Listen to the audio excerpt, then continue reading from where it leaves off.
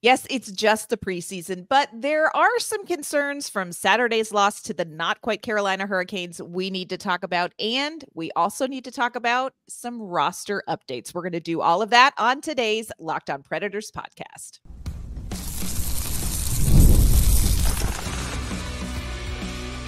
You're Locked On Predators, your daily podcast on the Nashville Predators, part of the Locked On Podcast Network, your team every day. Welcome to the Locked On Predators podcast. Thank you for making us your first listen of the day. We are your free daily Nashville Predators podcast. We're part of the Locked On Podcast Network, your team every day. Want to kick off this Monday episode with a welcome to any first-time listeners, and of course, a shout out to our everydayers and especially to our Locked On Predators insiders. We appreciate your support. We love that we get to spend a little bit of your day with you.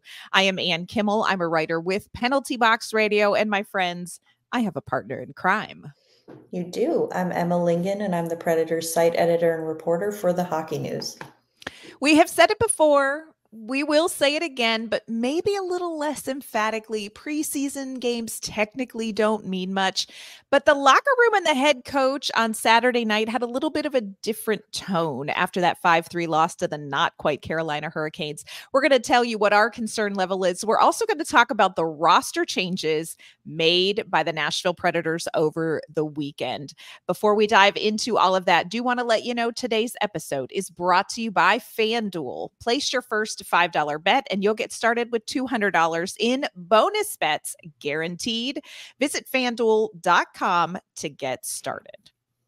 All right, Emma, we definitely need to talk about that Saturday loss to the not quite Carolina Hurricanes and how we're feeling about them. And I don't know, you and I may switch hats. You may be the optimist this episode, and I may be the pessimist because I've got some feelings and they're not great. But this is good for us. Mix it up every once in a while. It's a little bit like therapy. We're going to try on some different hats. But before we do that, we probably need to talk about some roster changes that have happened over the weekend. And I'm very curious to see sort of where you land on some of the decisions that were made. Sunday's practice not attended by Tanner Molendyk, who is headed back to the Saskatoon Blades in the CHL. Also, Marc Del Gaizo placed on waivers. Looks like he is headed back to Milwaukee. Nashville did have a very hefty, very husky amount of defensemen on the roster there. These two moves, I think, are going to generate some discussion among Predators fans. Emma, where do you land? Let's tackle Molendyk first. Let's talk about that. Where do you land on this decision with Tanner Molendyk heading back to the CHL? Because I think you and I would both agree he really had a fantastic training camp and preseason for the Predators. He definitely did. And I think that's, a testament to the fact, why he was there for so long in the first place. He got a very extended look. And I think that just speaks to how close he is to being ready for the NHL. Doesn't mean he's ready right now. And I think that, we saw that. We've talked about it before. We've talked about it here. I've talked about it elsewhere where it's like, this silly rule, right, with the AHL that you have to be 20 years old to go to the AHL. It feels kind of arbitrary, right? Because you have these guys like Molendyk who are, he doesn't have anything left to prove in the WHL, but he isn't quite ready for the NHL yet. So wouldn't you think just put him in the AHL, but you can't because he's only 19? Like, it just seems unfair. And that's kind of how I was feeling about it, to be honest. Like, God, that would be ideal. Just let him go to the AHL. Yes. But I think that we got the chance to speak with Andrew Brunette at practice a few days ago and get his perspective on it. And obviously, this is a guy who, Andrew Brunette's done everything you can in hockey. He's played in juniors. He's played in the AHL, the NHL. He's been a coach, a scout. He's done everything. Front office guy. Yeah. He's seen every perspective. Right. And so for all those reasons, I really value his perspective on these things. And, we asked him about that. Like, Don't you think, like, wouldn't that be better if they just got rid of that rule where, you have to be 20 years old to be in the AHL in the context of Molendyk? And he said pretty quickly and pretty emphatically, no, I don't. And he's like, that's just my opinion. But, he did go on to explain and say, and it really, I think it was very insightful to say, like, you know what? If you're not ready for the NHL, that's fine. Like, that's okay. But if you're 19 years old, go back to the WHL, go back to junior for your last year, be a leader. Tanner Molendyk wears an A for the Saskatoon Blades, so he's part of that leadership group.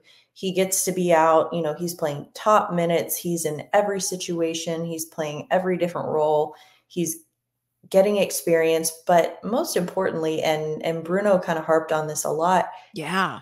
Fun. It's a chance to have fun, because the pro game is so hard and it's so different. And I think, and that when I say the pro game, I include the AHL in that, because, when we say it, it's not just a thing we say, it's true. The American Hockey League is the second hardest league in the world.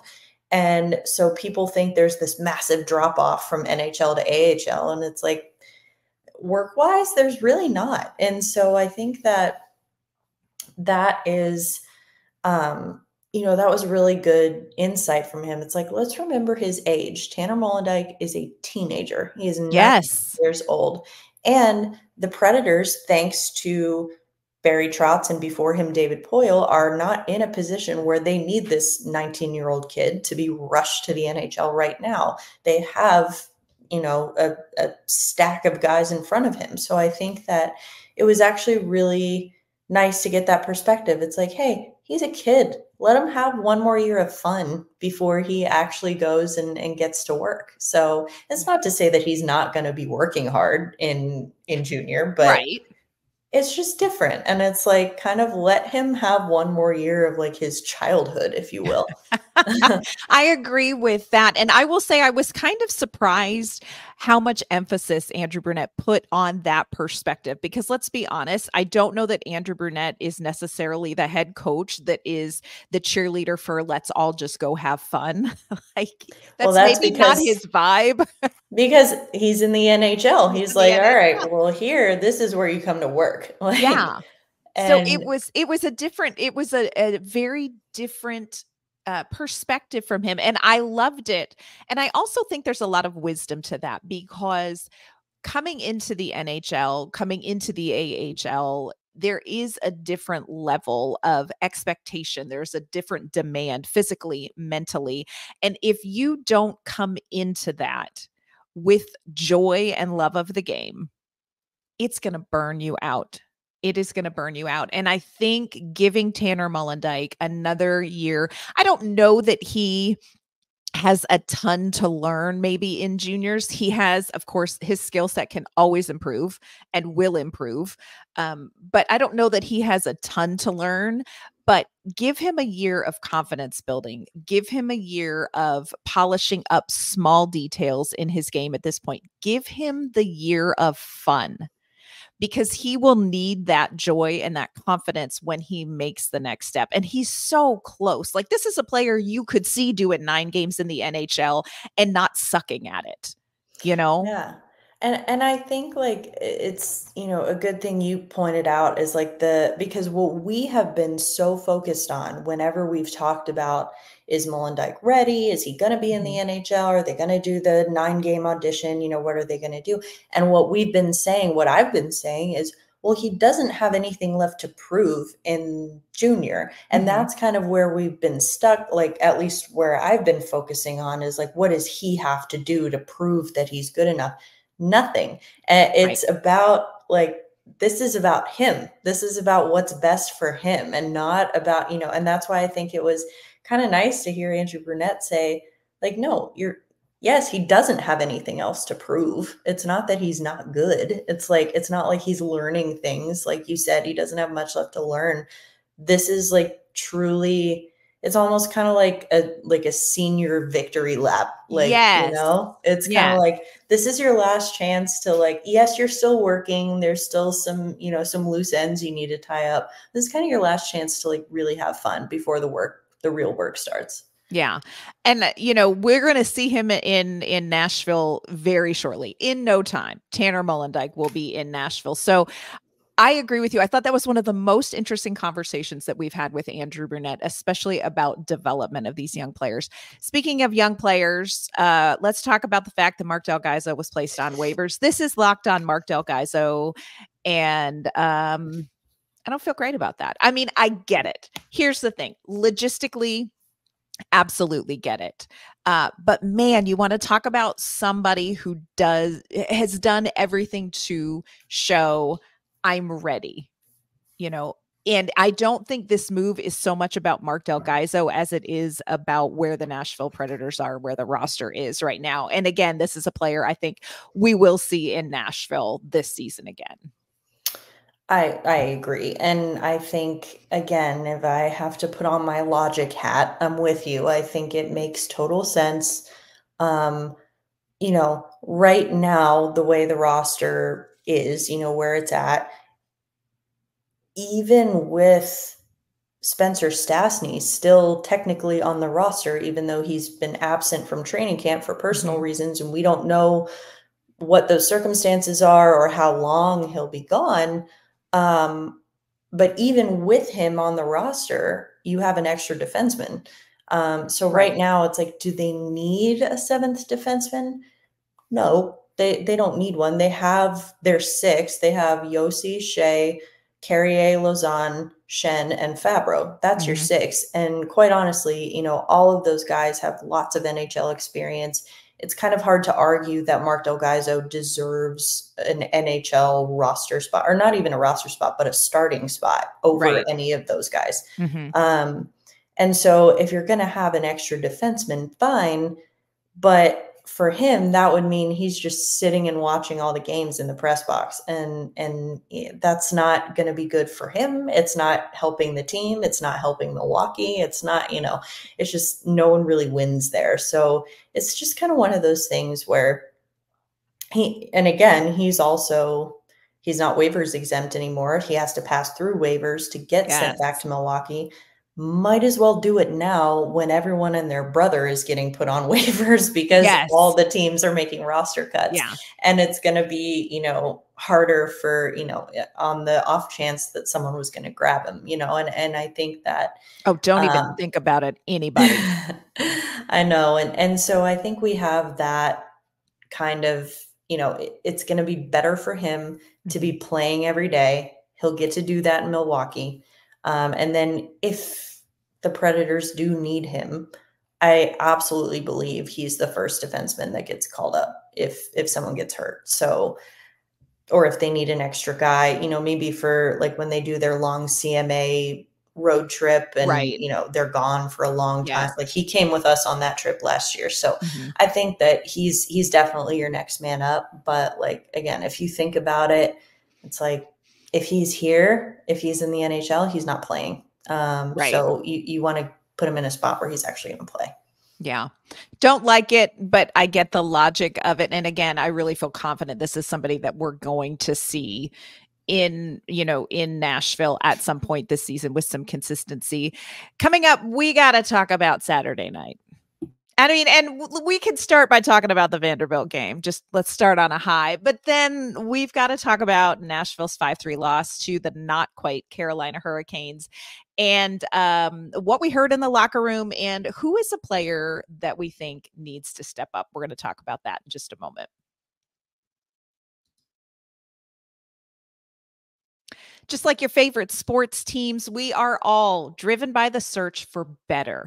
But when it comes to hiring, the best way to search for a candidate isn't to search at all. Don't search, match with Indeed. If you need to hire, you need Indeed. Indeed is your matching and hiring platform with over 350 million global monthly visitors, according to Indeed data, and a matching engine that helps you find quality candidates fast. And Indeed doesn't just help you hire faster. 93% 80% of employers agree Indeed delivers the highest quality matches compared to other job sites, according to a recent Indeed survey.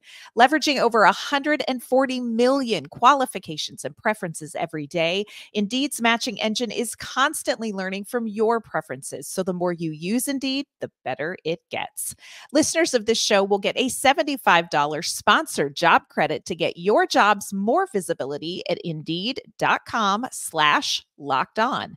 Just go to Indeed.com/locked on right now and let them know you heard about Indeed on this podcast. Again, that's Indeed.com/locked on. Terms and conditions apply. Need to hire? You need Indeed.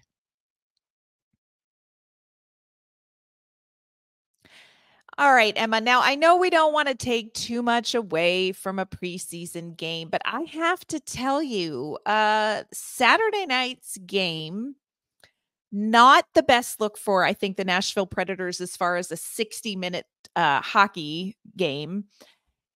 And that's their last preseason game, because tonight's game against the Tampa Bay Lightning has been canceled. That's the last look at this team in a game setting. Now, again, let's talk about the fact that the Carolina Hurricanes had not made very many roster cuts. And so this was a Predators team against a lot of their prospects, but Nashville could not pull out the win. It was a 5-3 loss. There were some things that we liked, some things that looked good. And then there were some other things. And so, Emma, I'm going to need you to talk me down, because I have some concerns after that preseason game. Do you have concerns? I think there's a difference between concerns and things that need improvement. Mm-hmm. Like, again, to me, it's not a concern until I start seeing it consistently in games that matter. Then I become concerned. But do I think they looked great and, are ready to go against Dallas? No. I will say, to start on a positive note, I will say, and it's so funny because I was thinking this and I said it out loud. You can ask Robbie Stanley, because he was sitting next to me, as he is my witness at the game on Saturday. I said, Nashville's two best players right now, Cole Smith and Michael McCarron. What did Andrew Brunette say post-game? Yes. Our two best players tonight were Cole Smith and Michael McCarron. And I was like, oh, same brain. But I think that, you talk about that full 60 effort. Those two guys, you saw it from. I mean, their motor is incredible. And I mean, we were kind of laughing watching Cole Smith. We're like, man, this guy doesn't know what preseason means. Yeah. He was out there. He was forechecking like it was game 7 of the Stanley Cup final. But I think when you see that, first off, it's a reminder of why their line was the identity line last year. Yes. And then number 2, I think it tells you that, okay, that's what's expected of everyone. So when we see the rest of the team maybe not playing the full 60, on one hand, you want to be like, okay, it's just preseason. But on the other hand, you're like, well, if those guys can do it, then why in preseason? Right. Yeah. Right. Yeah. We asked our Locked On Predators insiders to sort of summarize the game in one word. This is something that Emma and I do during the season. And we got some interesting responses. Dustin's one word was defense ? Preds gave up 5 goals. Dustin said, from the stat sheet, it didn't seem like Nashville had much of it after the first period. Also, if the Preds keep getting wedgied, it's going to be a rough night without Saros in net. That I don't think we saw Nashville's best defensive performance. It's definitely defense optional after the first period. The stat sheet does not lie on that one. The defense was really not there. To which point I will say, first goal, Wedgwood should have had that one. Yes. There were a few after that it was like, okay, yes, technically the goalie's always got to stop it. It's always his job. But he was getting zero support from the defense after that. So I know it's easy to kind of blame the goalie, but it was very much defense optional. Yes. Another one of our insiders said, regular season yet? Ready to see how these guys play when it matters. That is actually that is actually why my one word is worrisome. Because Emma, I know it's just preseason, but the things that Nashville didn't do well or consistently are the things that lose games. And I look at, who does Nashville have to face right out of the gate in the regular season? Dallas. And if you give Dallas an inch, they're going to take a mile. And I don't know that we want to open the season against a team that beat Nashville 9-2 last year. Yes, Nashville came back, and look at that great run they did after that. But do we want to sit through that to kick off the regular season where expectations are so high? I found the performance a little worrisome. Having said that, Andrew Brunette also did. And in Sunday morning's practice, there were conversations with the team about like expectations and performance. It was just such an underwhelming night. And with the game tonight canceled, that's the note you leave game speed with going into Thursday against Dallas. I don't feel great about this. I really don't. Talk me down. Well, I don't know if you came to the right person for that, but I think that I totally agree with everything you're saying. It's not a good taste to have in your mouth coming out of the preseason. It does not give you a good feeling heading into this game against Dallas. However, I'm not going to sit here and be like, and it wasn't that bad. Everyone, it wasn't that bad. Like, yeah, the performance was not good. But I will say that I still am extremely hesitant to write off any one part of the regular season just because of performance in the preseason. I think that, again, I know that, like, I'm just going to be so real with you. I think that, we say, the coaches say, the players say, it doesn't matter if it's preseason or regular season. We got to play like it's Game 7 Stanley Cup final. Okay, well, maybe Cole Smith did that. Very true.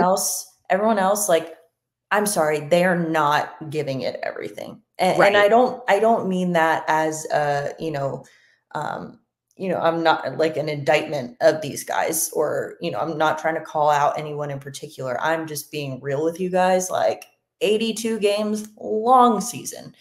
And honestly, they probably, there is that mental component that no matter how many times you tell yourself, like, okay, this, we got to act like this is the real thing. It's really like, it's just not the real thing. It is, but it isn't. Like, Yeah. I mean, I was a dancer. So every time you have a dress rehearsal, that's supposed to be like, okay, full hair, full makeup, full costume. We're doing everything just the way it would be. And it's like, okay, you say that, but like, you still know that it's different. It's just not the real thing. And I do think that there's a component to that. Now, does that excuse a lackluster performance? No, but I'm saying that more for fans, or for you, Anne, or for anyone else who is overly concerned.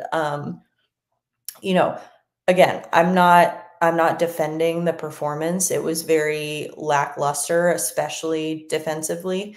But I think that I'm not ready to like write this team off yet, heading into the regular season. I love that you used the analogy of being a dancer, because as I was looking back on the game, I tapped into the theater major in me, because when you get ready for a dress rehearsal, the week leading up to a show opening, you find all of the spots that aren't quite right. Like, you find, hey, this prop isn't going to be set right, or hey, this costume isn't going to work for this particular thing, or hey, the blocking isn't quite right. And so you have this overwhelming sense of there are 15 to 20 things that are not working. And there is this moment of panic. Now you make some small adjustments, and you maybe only open the show with 5 things not working, but you can pull off a great performance with 5 things not working. And so I'm trying to tell myself that that can be true in hockey as well. And Andrew Brunette has said there are still small things, a lot of small things that we need to work on. And maybe you can beat Dallas with 1 or 2 of those things not polished up. But the number of things that I want to see them polish up before Thursday night is a little bit larger than my gastrointestinal system feels comfortable with right now. So I'm trying to be optimistic, but Saturday night's game, underwhelming.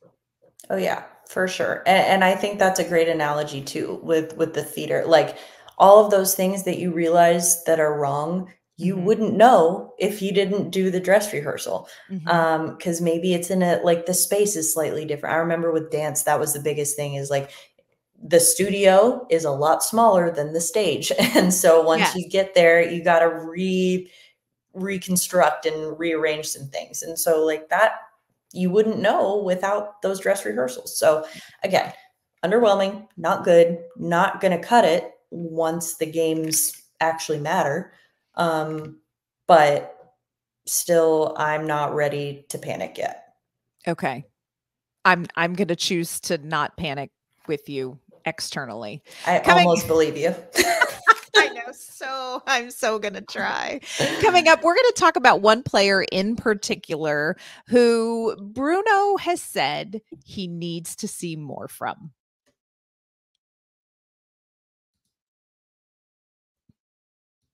It is the most wonderful time of the year for sports fans, especially college football fans. How about that Vanderbilt win over Alabama this weekend? It was incredible. Of course, Major League Baseball playoffs are going on, NFL underway, and hockey here in Nashville kicking off on Thursday. The best place to go and celebrate all of this sports action is with FanDuel, America's #1 sportsbook. NFL fans, you can kick off your season with a big return at FanDuel. When you get a hunch in the middle of a game, you can check out the latest stats, you can view live play-by-play, and so much more on the same page where you place your bets, and you'll get started with $200 in bonus bets guaranteed when you place your first $5 bet. That's $200 in bonus bets guaranteed with your first $5 bet. So check out all of the sports details and the great deals at FanDuel. That's FanDuel.com, America's #1 sportsbook. All right, Emma. So when we walked in the locker room after Saturday's game for media availability, the first person that we got to talk to was Tommy Novak. And just as we were kind of getting set up and ready to go, I said to Tommy Novak, "How you doing?" And his words were, "Been better." And I thought, okay. So let's talk a little bit about Tommy Novak, because I feel like Andrew Brunette has had some interesting comments in the past couple of days about Tommy Novak's performance. And on Friday, we asked about Tommy Novak, and this is what Andrew Brunette had to say. He said, "He's been okay. I think he started camp off. I think he was really clipping, and it slowed down here a little bit. We'll see where he is with these 2 big guys. It's a hard job. I mean, they're both offensive guys, so Tommy probably feels a little pressure to get them the puck, and we're trying to just get Tommy to be Tommy. Tommy's good enough and can play with anybody. We've just got to get him to believe it now." So after Saturday's game, we asked, did you see more of Tommy being Tommy? And Andrew Brunette said, "I'm looking for a little bit more from him. I know he has skill and he can make plays and he's opportunistic, but yeah, I'm looking for a little bit more from him for sure." Now, we know, people who watch Tommy Novak know this is somebody who has the skill set. Great playmaker. His goal Saturday, driving to the net and scoring, was really great. Do you feel like maybe the pressure of centering Stamkos and Marchessault may be getting to Tommy Novak? And how do you feel like that's going to settle when puck drops on Thursday? Yes, Stamkos and Marchessault play a role, but Marchessault didn't even play in the game on Saturday. Right. So right.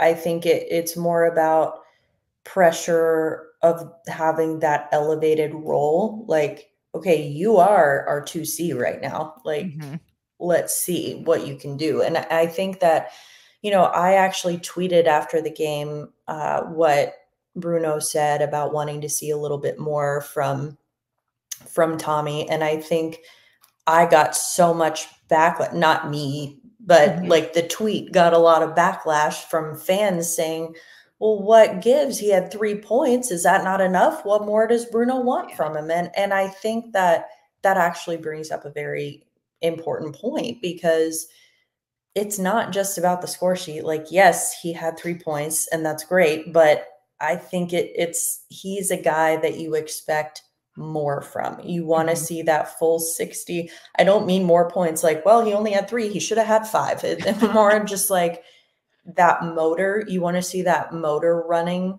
and just, you want to see him buzzing for the full 60. And you really didn't see that. And there are times where I feel like maybe he, there are opportunities he could have taken, but he didn't, or the effort wasn't quite there.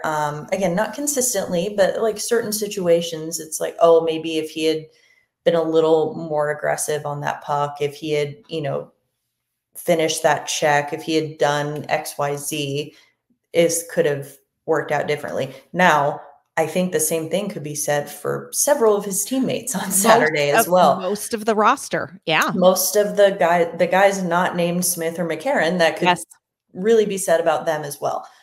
Now, I think, though, like, there's just this focus on him, because the question was asked specifically about him. And he is in that kind of very like high visibility role that a lot of other guys aren't necessarily. And so I think that that was, one of the things that I feel like the fans didn't quite understand. Like, what is Bruno talking about? What more does he want from him? I think it's just about like taking those opportunities, being opportunistic, like seeing ways, like the way Tommy sees the game is so above and beyond. Yes.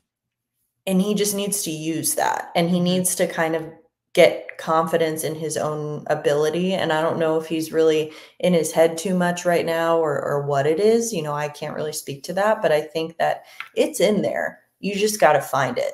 And he has found it before, which is what gives me confidence that he will. I just think that, and another thing too, going back to our earlier conversation with the whole thing about when you asked, how are you doing? And he said, been better. I would say that's another reason that I'm not ready to write this team off yet, because you saw how upset they were. He and Cole Smith, we talked to Cole Smith as well. They were both visibly dejected. Unhappy. They were unhappy, not pleased. And they knew that what they did was not good enough. And we're all just kind of like, hey, did you hear Vanderbilt just won? Like I know, seriously. And they were all like, you would have thought they had lost like a game that actually meant something. So I think it's good that they're taking it that seriously. And that's why I'm, somewhat optimistic that they will, not want to repeat something like that again. Yeah. When I look at Tommy Novak, we talked about this when training camp kicked off, just looked absolutely in the right spot with Marchessault and Stamkos in practices. Like, this is not somebody who on his line looks exponentially worse, because he does think the game at a high level, and his role is different than Marchessault and Stamkos's. And we could see that he can fill that role.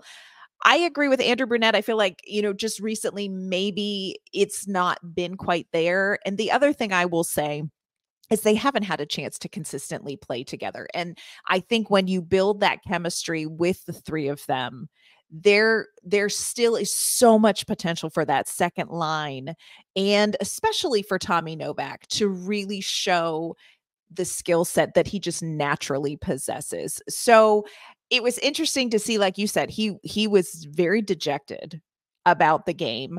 I think both he and Cole Smith were more frustrated about the game than maybe even Andrew Brunette. And that's saying something, y'all.